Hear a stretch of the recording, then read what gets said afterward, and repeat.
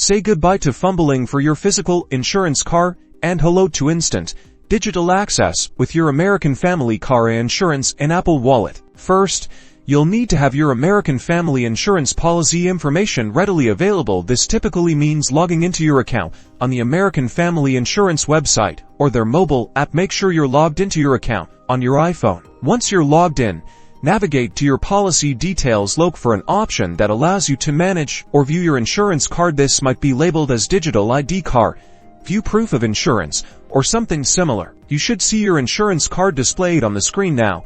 Look for the Add to Apple Wallet button. It's usually an icon that looks like a wallet with a plus sign, or simply a button with the text Add to Apple Wallet. Tap that Add to Apple Wallet button. Your iPhone will then prompt you to confirm adding the card. Review the details to ensure everything looks correct.